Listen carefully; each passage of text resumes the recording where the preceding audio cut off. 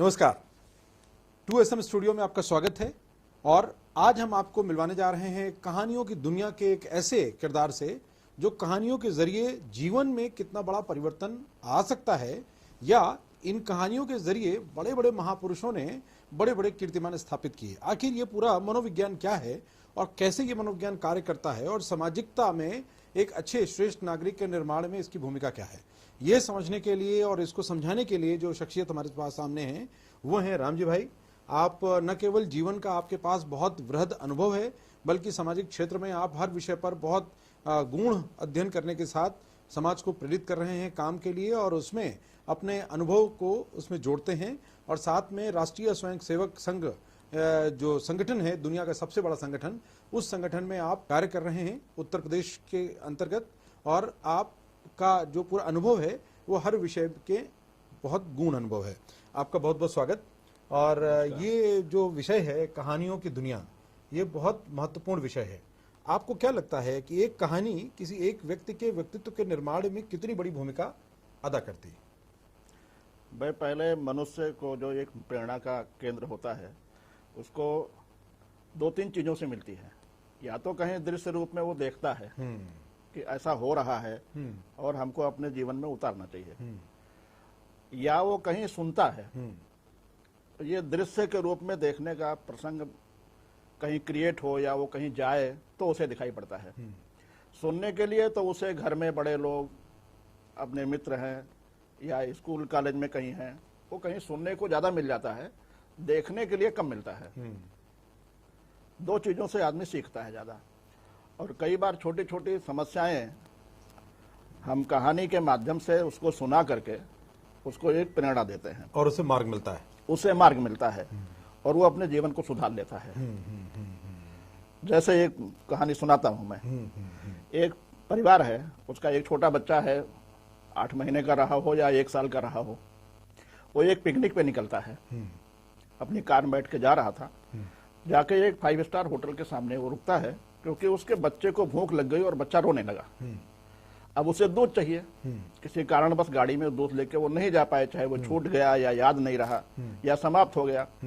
वो होटल के मैनेजर के पास जाती है महिला और बोलती है, भैया 1 कप दूध मिलेगा? तो वो होटल का मैनेजर बोलता है, हाँ मिलेगा बेटी, 200 रुपये लगेंगे। अब वो दूध तो लाके दे दिया। अब वो लेकर के चल दिए, रास्ते में दूध पिलाया उसको, बच्चा चुप हो गया। थोड़ी दूर और जाने के बाद वो दूध खत्म हो गया। अब उसे पिकनिक अपना मना करके वापस लौटना था, उस बच्चे को फिर रोने लगा वो बच्चा। फिर एक गांव का प्रसंग आया।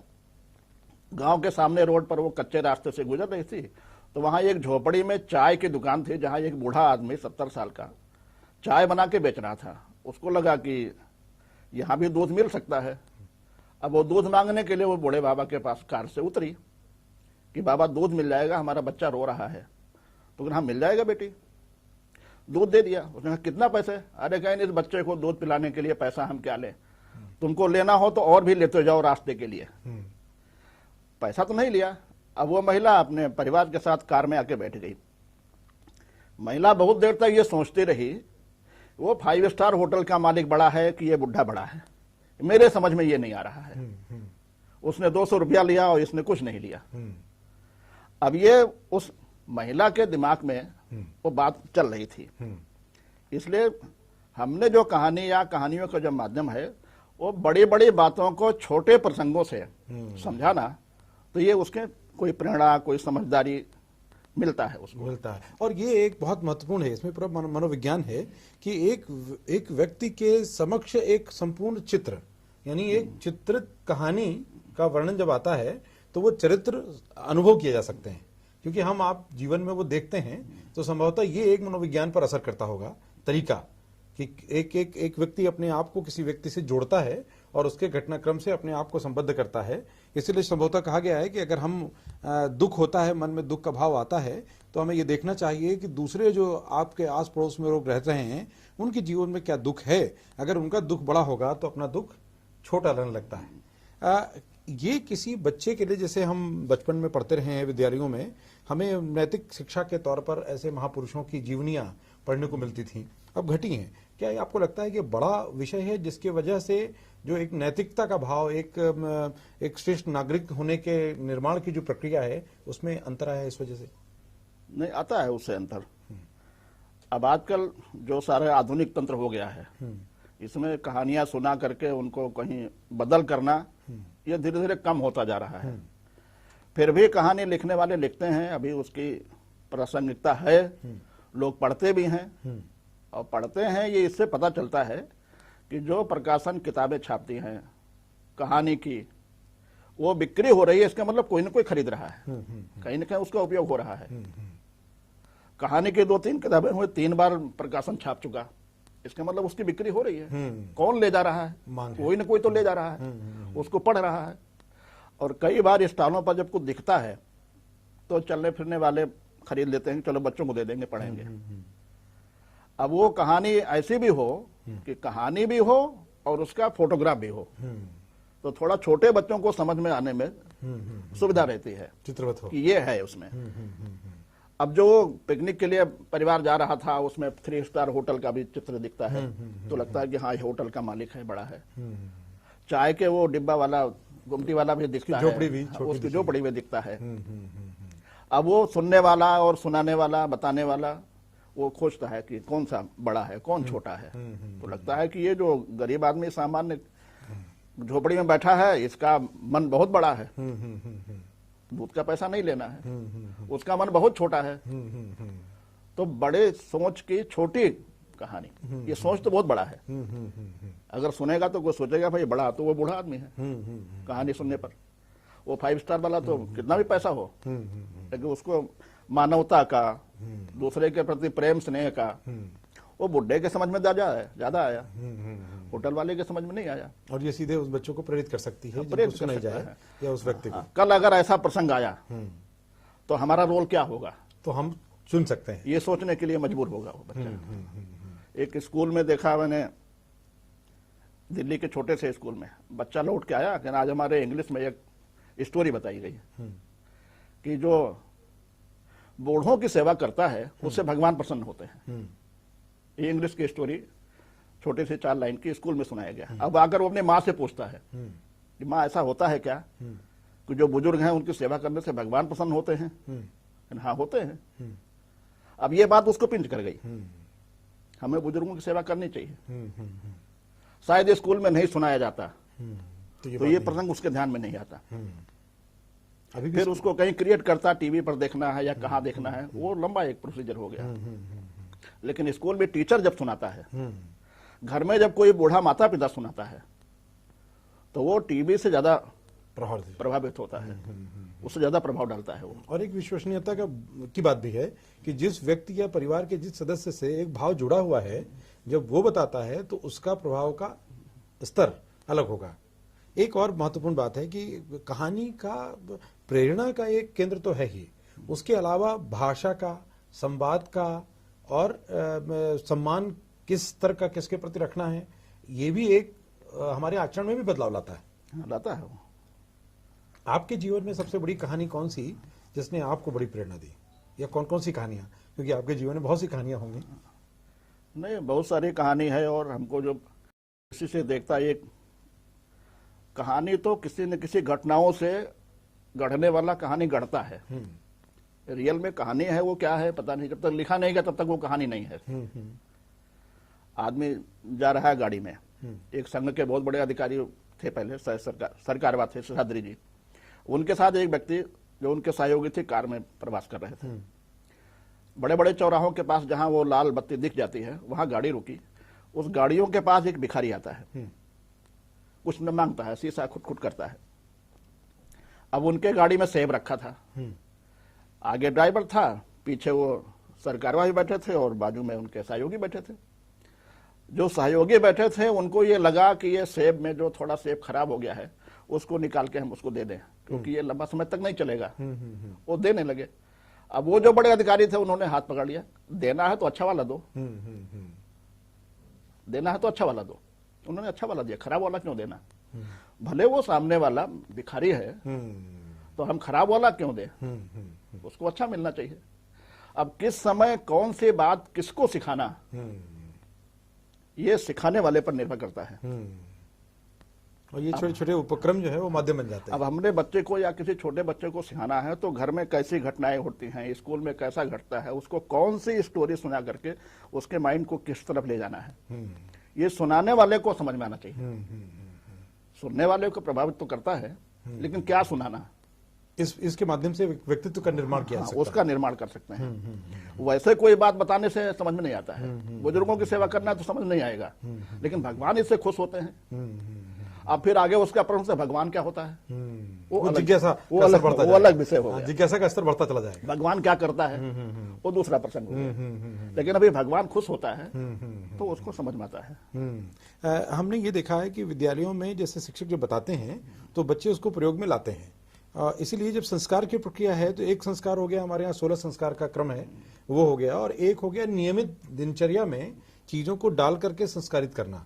तो बाल मन पर इसका बड़ा असर होता है। हमने देखा है कि विद्यालय में जब शिक्षक या शिक्षिका बच्चों से चर्चा करते हैं कि आपको माँ बाप के प्रणाम करना चाहिए, तो बच्चे आकर उसी समय विद्यालय से आने के तत्काल बाद सबसे पहले प्रणाम करते हैं। सामान्य स्तर पर जो बच्चा नहीं करता वो उस स्तर पर करता है। अगर ये है कि आप जब भोजन करें, अपने दादा दादी को भोजन कराना है, तो वो उस समय प्रयोग करता है। यानी कि शिक्षक और घर परिवार के जो सदस्य हैं उनके बीच में कहानी एक बड़ा सेतु बन सकती है, और उसके माध्यम से बच्चों का परिष्कार एक नियमित क्रम बन सकता है। और बच्चों में आता है, सुधार आता है तो, और टीचर जब सुनाता है तो ज्यादा असर करता है स्कूल में। वैसे कोई रास्ता चलते कोई चीज बात बताइए, बच्चा नहीं समझेगा। स्कूल में बताया गया है वो ज्यादा प्रभावित होता है। माँ ने बताया है वो ज्यादा प्रभावित होता है। पिता ने सुनाया है। अब बहुत पहले तो पुराने जमाने में होता था, ऐसा तो हम नहीं कह सकते हैं, लेकिन माँ बाप और छोटे बच्चे रहने का प्रसंग ही कम आता है एक साथ। किसी न किसी कारणवश, चाहे वो ट्रेंड बदला हो, चाहे एजुकेशन का सिस्टम बदला हो, या कॉलेज का प्रभाव बदला हो, नहीं तो पहले माँ बाप के पास बच्चा सोता था और सवेरे उठ के उसको कहानी सुनाते थे लोग। आज कहानी अधूरी रह गई तो कल, इसके आगे कल क्रम चलता था। फिर उसको जैसे धारावाहिक होता है एक, तो कल क्या हुआ था वहां से फिर शुरू करेंगे। तो उसको एक आकर्षण बना रहता था कि आपने कल, बाबा जी कल यहाँ से सुनाया था, यहाँ से शुरू करिए। जहां से चिड़िया उड़ गई थी उसके बाद शुरू करिए। अब वो सुनाते थे और वो कहानी गढ़ते थे। रियल में कोई कहानी नहीं है, लेकिन फिर भी इसको कह रहा है तो सुनाना है। अब उसको तो कोई शेर का, कहीं बंदर का, कहीं आदमी का, कहीं किसी का, लेकिन सुनाने वाले के मन में ये जरूर रहता है कि हम ऐसे ही सुनाएं जिससे संस्कार मिले इसको, जो परिवार है, समाज है, उसके लिए कोई प्रेरणा मिले, ऐसे ही सुनाना। बच्चों में बहादुरी का भाव भी, या किसी से में आप डरे नहीं, किस परिस्थिति में किस प्रकार से निर्णय करें, वो एक चरित्र का निर्णय कराकर कहानियों के माध्यम से वो अलग अलग प्रसंगों पर अलग अलग सुनाते थे। हमको हमारे बच्चे में सब चीज निर्माण करना है, ये उनका इरादा होता था। इसलिए रोज रोज अपना बदलते थे वो। जिस दिन नहीं बदले तो उसके मन में जिज्ञासा रहती थी। सामान्यतः आजकल हो गया है कि ये सब टीवी देखना और लैपटॉप खोल के बैठ जाना, इसमें ज्यादा दिमाग चलता है। एक तरफा है ये सारे उपक्रम, एक तरफा है। और केवल बच्चे का ही नहीं, जो उनका गार्जियन है, माँ बाप है, उनके पास भी टाइम कम हो गया है सुनाने के लिए। उनके पास भी टाइम कम है। सवेरे उठ के ऑफिस जाना है तो भागते हैं वो, लेट नाइट सोते हैं, तो सवेरे 5 बजे 4 बजे ये कहानियों का प्रसंग होता था पहले भी। 8 बजे नहीं होता था सवेरे। आपने बहुत महत्वपूर्ण बात कही है। इसमें एक बहुत बड़ा तत्व जो है, आजकल जो बच्चों में और माता पिता के बीच में एक दूरी बढ़ती जा रही है, और ये उपक्रम जो है कहानियों का, ये उन दोनों के बीच में एक सेतु का भी काम करती है। उनके बीच में एक संवेदना का, उनके बीच में एक प्रेम का, अनुराग का, ये भी स्तर बढ़ता है। तो ये एक जो बड़ा संकट आजकल बच्चों के अंदर डिप्रेशन का एक समस्या आ गई है, तो संभवतः कहीं ना कहीं उनके माँ बाप के साथ वो तालमेल, या उनके दादा दादी के साथ उनका तालमेल, नाना नानी के साथ तालमेल उतना अच्छा नहीं रहा, जिससे बच्चों के मन में जो जिज्ञासाएं हैं वो रख सकें।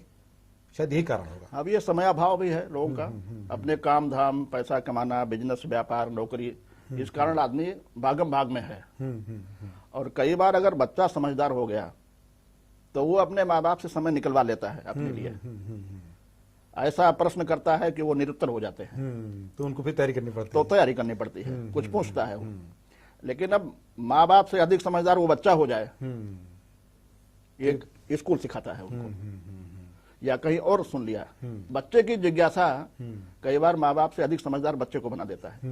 उनसे समय देना नहीं चाहता कोई। हफ्ते में समय देंगे एक दिन, वो भी समय नहीं मिलता है। अब एक घर में देखा मैं कि एक छोटा बच्चा अपनी गुल्लक में पैसा डाल के रखता था। एक दिन अपने फादर से पूछता है वो कि पिताजी आपको तनख्वाह कितना मिलता है? तो उन्होंने कहा इतना मिलता है। लेकिन तुमसे क्या मतलब इसका? तुमको जरूरत हो बताओ। तो कहे नहीं, हम खाली पूछ रहे हैं।